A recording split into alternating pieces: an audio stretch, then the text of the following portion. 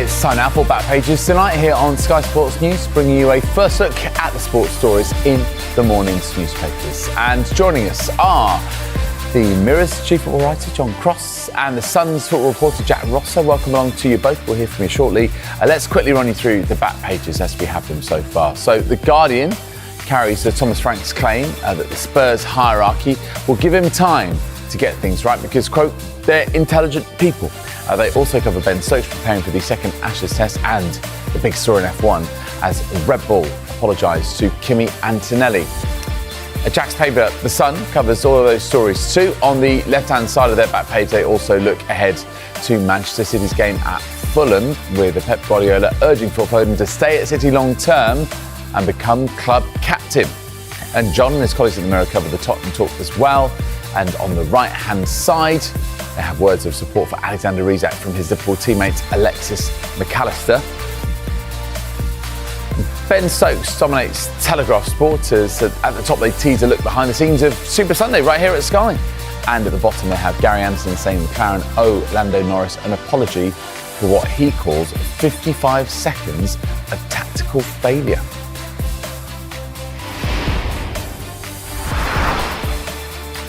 Welcome once again to John and to Jack. Good to have you with us. OK, we're going to start off on Thomas Frank and we're going to go to The Guardian first of all, guys.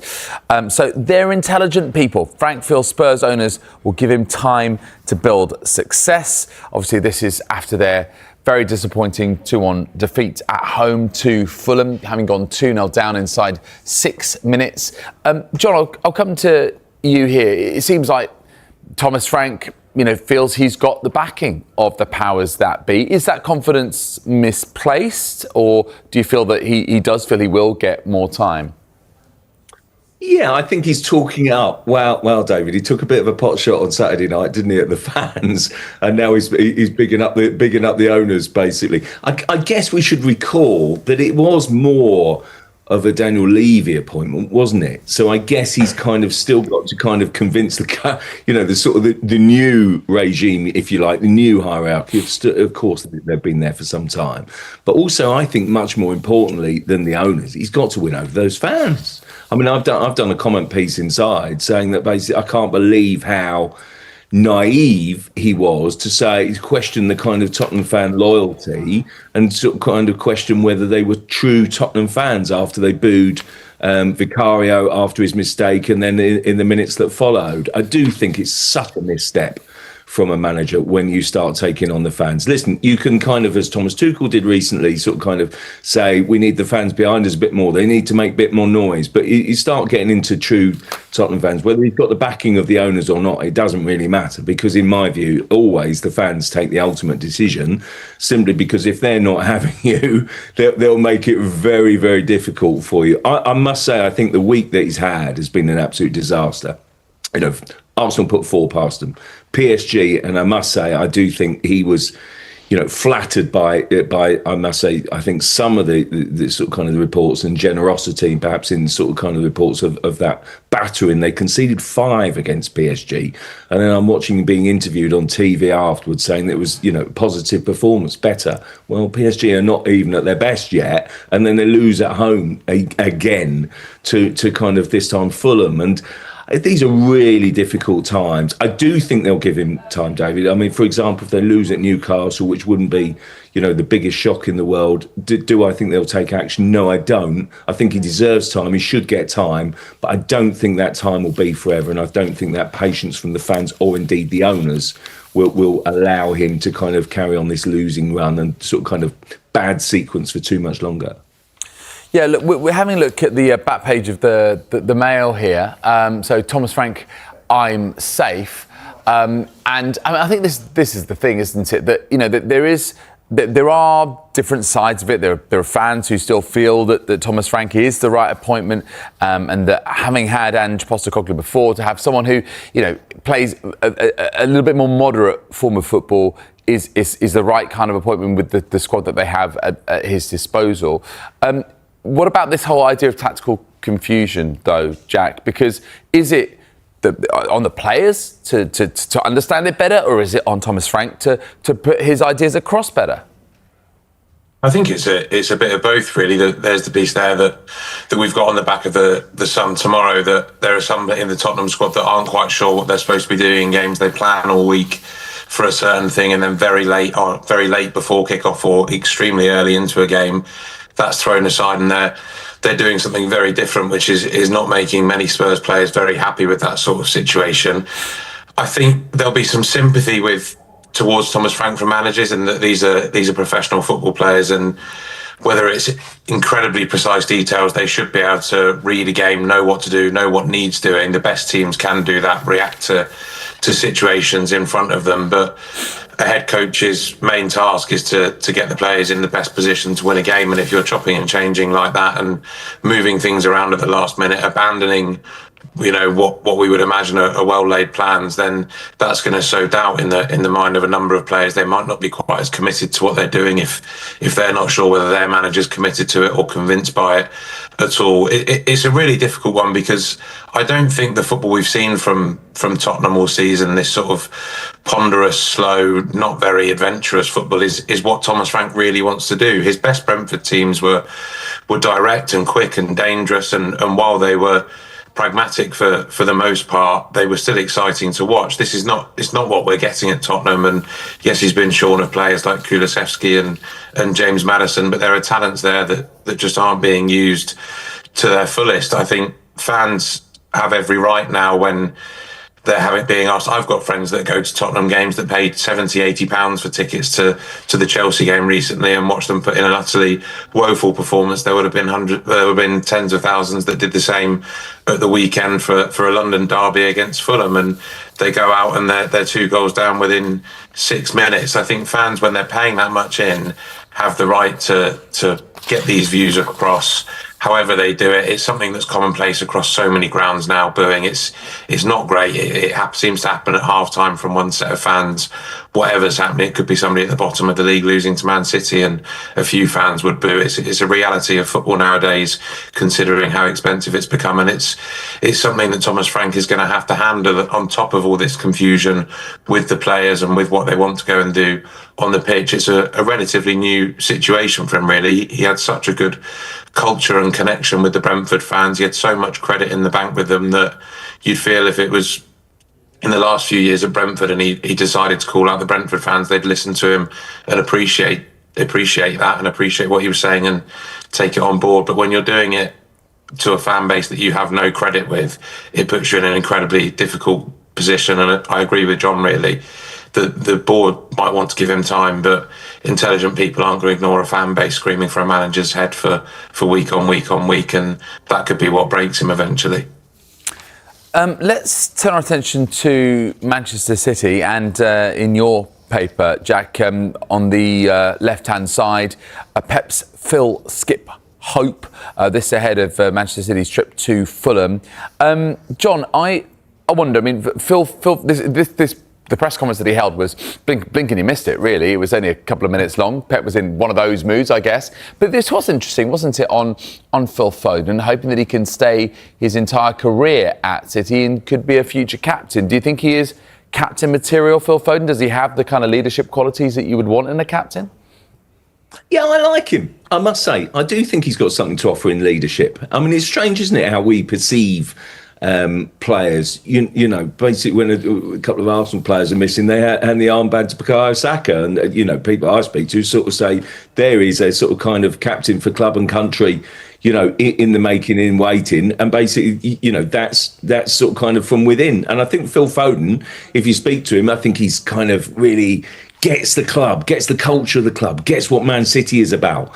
And he had a sticky season last year, but we are seeing in abundance this season just what a great player he was. He won every player award going, including the FWA Football of the Year, a season and a bit ago. He's a wonderful talent, and I do think he speaks well, and I think he's a good leader, and I think I like it, that the fact that basically within Phil Foden, he's got that DNA and basically that identity, and he identifies with the football club, and I like it, giving him that responsibility. I think Pep Guardiola likes to talk about Phil Foden and likes to kind of say that Phil Foden needs this responsibility, and I think you do get a reaction from Foden, and I do think you get powerful things. It was a bizarre press conference, though, wasn't it? Lasting 2 minutes. I even had time to watch it as we were warming up for the show. It was so brief, but he just didn't seem in a great place, Pep. Basically, maybe he's feeling a little bit of fatigue going into this busy month of fixtures. I'm always a massive Guardiola fan, and basically just seemed a bit fed up. Maybe he's taken a bit of criticism, hasn't he, over,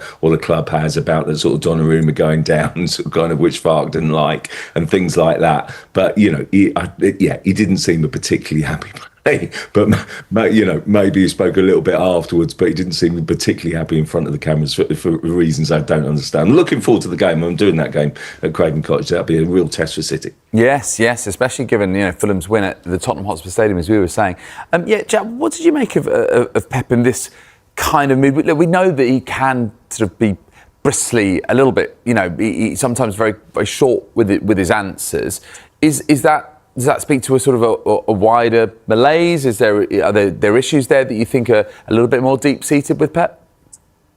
It's always hard to know with him, wasn't it? He was incredibly chippy and going back and forth on what seemed a fairly simple question right at the start as well. I do sometimes sympathise with these managers when you count up quite how many press conferences they have to sit there and look at people like me and John week in, week out, a few times a week, and take our questions. But it does feel like with him, it doesn't take long for his emotions to show. We saw last year at the extreme level of him scratching at his head and drawing blood during City's poor run, just how far he can go. And I think the frustration will probably come from the fact that not too long ago it looked like they'd sorted things out and were on a bit of a run again, and then they go into an international break last month and come back out of it out of sorts again and can't quite put their finger on what it is. Things don't seem to be clicking going forwards. You've got Haaland streets ahead on a load of goals, which while he's scoring, we all say, brilliant. If you've got a player like that, you don't need to worry about anyone else. But then as soon as it dries up, you start looking around for people to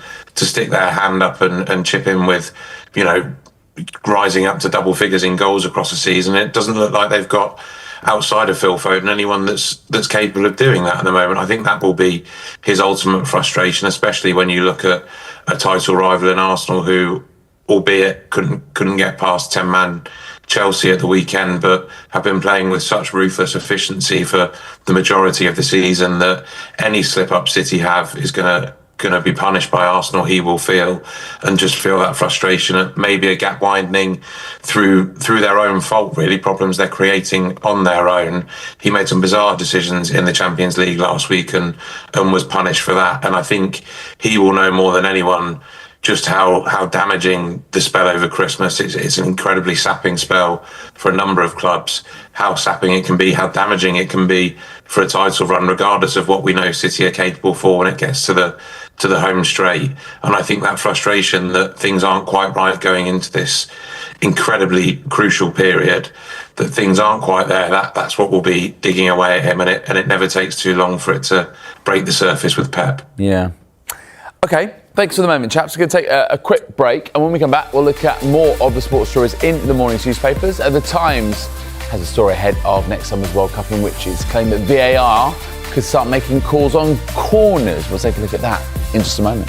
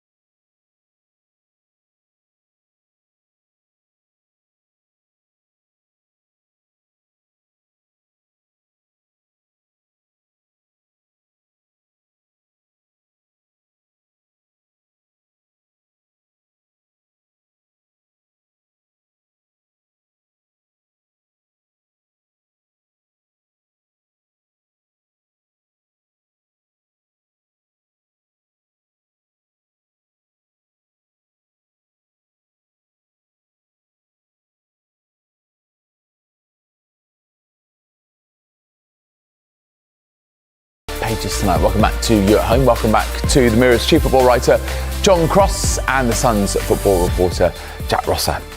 James, we're going to talk about Liverpool. And I think if you'd said to Alexander Isak, you're going to move from Newcastle to Liverpool for £125 million, but then it's going to take you to almost December to get your first Premier League goal, he probably wouldn't have really particularly enjoyed that prediction. But that's kind of what's happened. He has at least got some backing, though, from one of his teammates, Alexis McAllister.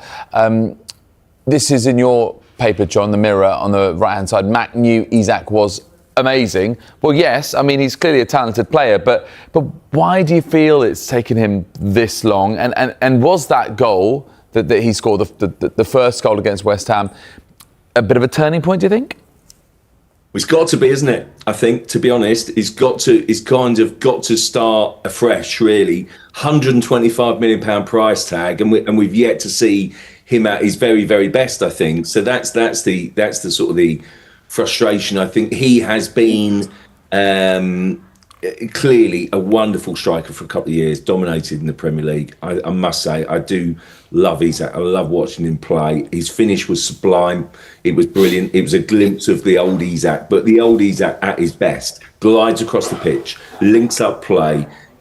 He's the complete player. That's why managers love him. That's why Liverpool wanted to spend all that money on him. That's why he's worth all that money. And I do think to that end, I think Liverpool will come up trumps eventually. But it's taken a time in a very, difficult set of circumstances, in a struggling team, devoid of confidence. And it's clearly been a massive worry for Liverpool. And I have to say, I think lots of factors. The price tag, it's going to weigh heavy on anyone's shoulders. The complete lack of pre-season training, complete lack of fitness, the team struggling, per se. Obviously, a big summer of change, the trauma and distress that has affected so many other players around Jota. And this is almost also part of the issue that Alexis McAllister raises, saying that we're all in the same boat now. We've made a start. We've kind of then got to drag each other along. We've got to improve results and get there and really improve together. This Liverpool squad is so talented that it wouldn't surprise me at all if they can come back and salvage this season, get themselves back into the Champions League places. That's the very least of the expectations. And to do that, Isak far in, and that will give them a massive, massive advantage and hope. It is very talented, this Liverpool squad. But I just wonder, Jack, when you look at how they really remodelled their attack with not just Isak, but Florian Wirtz and also Ugo Ekitike coming in. The thing is that in each of their previous clubs, they were the main guys. It was about that main forward. Now they're all trying to be the main guy, and none of them really is. And you've also got Mo Salah playing into that equation. So is that also sort of part of the reason? I think all of them finding their feet and finding their place at a new club in a new team is definitely part of it. As John said, it was a huge and very expensive summer of change, and Arne Slot having to make a huge transition over the summer was not going to be an ideal thing to come into a new season. It's only his second season at the club after such a not calm, it was an incredibly impressive time last season, but as we spoke about Arsenal being ruthlessly efficient this year, Liverpool were almost boring in the way that they just mechanically moved towards the title last year. They didn't face too many setbacks that they had to pick themselves up from, and you've got these big names that are all having to deal with their own struggles in their own way, settling into a new place, either settling into a new club or a new league in the case of Wirtz and Ekitike, and then Salah having to deal with a drop-off in his own form after everything that went on with his contract last year. It just seems every area of the pitch you look at the back, it's having to play Szoboszlai out of position at right back.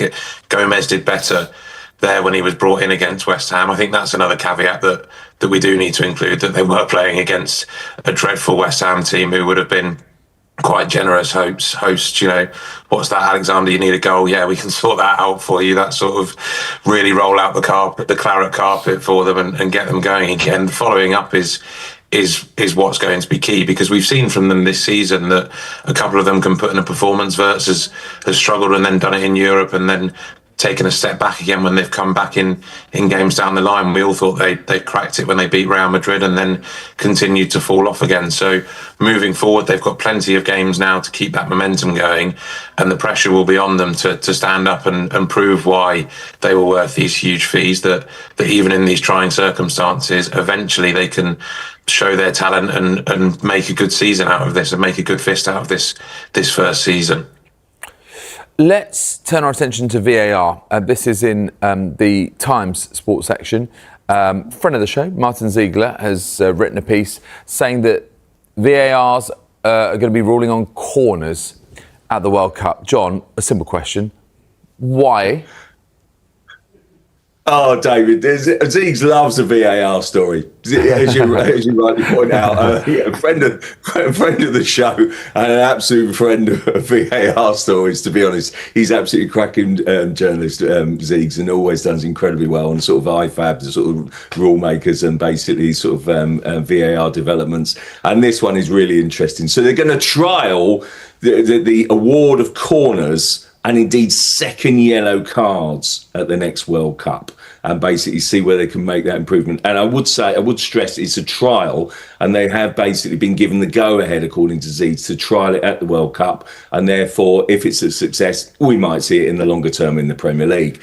What I would say is, and I know I'll make myself a little bit unpopular on a few fronts here, is that I quite like this idea. Why? Because you might say, oh, do they really need to meddle in anything else? Well, actually, if you go to a tournament, since FIFA have been doing it and since the World Cup has used VAR, it runs relatively smoothly compared to the kind of the delays and the sort of kind of the issues that we seem to have in the Premier League. And we do, but it runs smoother. And I would rather see them get it right. And it's not as if we would have those lengthy delays, judging by experience, in major tournaments. And I do think, Ziggs makes the point here that basically if you've got a corner, which shouldn't be a corner, but leads to a winning goal, which decides, for example, who reaches a final, or indeed, who might miss a final with a second yellow card, then that is the sort of kind of precise nature of VAR. I must say, I think at World Cups, it runs better than we've experienced here in the Premier League, and that is an issue that the Premier League have to deal with. I'm not against it. Sorry to be unpopular here. Now, do you know what? I was keeping a very, very close eye on Jack as you were answering your question there, and he couldn't hide his own reaction. I sense a little bit of a dissenting reaction. What's your view on this one then, Jack? I mean, I guess, if you're going to be corners, it could be throw-ins, it could be anything. How far do you go? I think that's the problem. John does make a good point that when you go to these tournaments, the operation is much better than we've seen in the Premier League. But I just think at a World Cup, when we're already expanding it to beyond 100 games and having so much football thrown at us again, for fans back here that are going to be difficult times of the night, I just think for somebody to go, I'll tell you what, why don't we drag it out just a bit more by rocking and rolling a replay on whether it touched one toe or the other for a corner, for something that over the duration of a game probably evens itself out, or if a referee makes that decision and thinks, do you know what, I'm not quite sure there. We've seen it constantly. They will just give a free kick as soon as the corner's taken and find an excuse to do that, and these things will iron themselves out. I don't hate the second yellow card thing quite as much, but I do just think whether the ball's in or out, these sort of things, corners, the big decisions, the clear and obvious ones, we brought it in for that, and it's not quite gone as everyone planned, and just created more and more debate and more anger and conspiracy theories at clubs across the Premier League and wider leagues. And I just think to drag it out, make it even more tedious, and this precision that football has never had and never really needed, I think it's needless meddling. We would love to talk about many other stories on the show tonight. I mean, obviously, we know that second Ashes test is going to be starting off in Brisbane. My obvious question to you both would have been, how long is this one going to last? 2 days? 3 days, if we're lucky? I don't know. And also the Red Bull apologising to Kimi Antonelli story after they claimed that he let Lando Norris through to take fourth place there in Qatar. But sadly, we've run out of time. But thank you for your company, Jack and John. Really appreciate it. If you missed any of the show, another chance to see Back Pages tonight, 5:30. Also available as a podcast. Just download Back Pages on Apple, Spotify, wherever you get your pods. Join us again Tuesday night. Our guests will be The Telegraph's Sam Dean, James Ollie from ESPN. Next, more from Spurs. Thomas Frank calling for unity and patience.